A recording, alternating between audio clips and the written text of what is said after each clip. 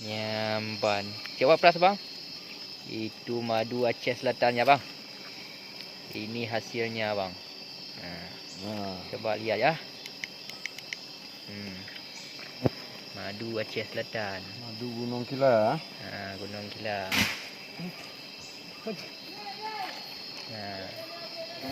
Aceh Barat Daya.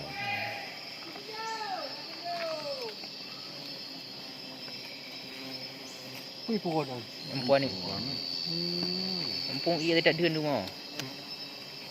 Ini yang sudah diperas ya. Lagi dulu dia. Cantik sekali. Cantik sekali dunia. Nampak kan dia punya telur nyeruduk tu. Bali ya.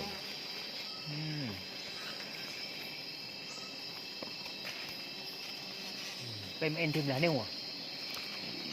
Nyo macam manisan ni. Ya. Madu. Inilah madu dia. Kalau bahasa Aceh manisan.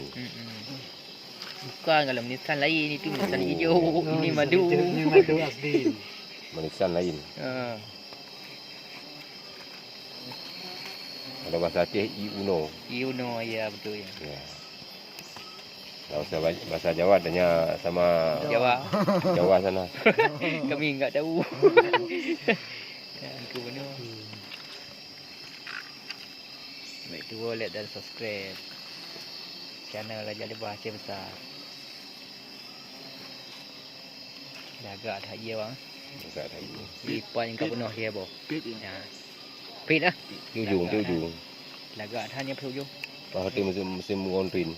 Ngonrin yang merah benar dia ada pak. Alhamdulillah. Kau tengok buah. Ni ngonrin. Ni. Bukan ya. Ni bunga menanti ya. Bunga daun. Nanti Lagak dah.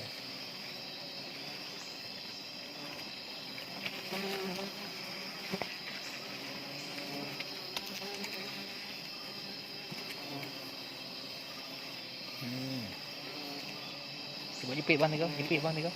Dia lagak dia. Dia lagak dia hitam ni. Cepet lagi. Jangan dikin.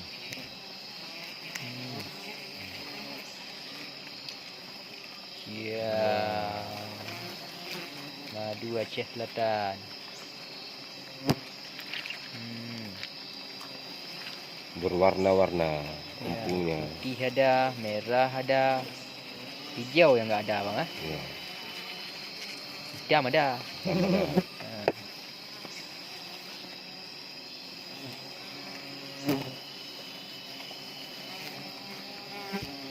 Okey, terima kasih.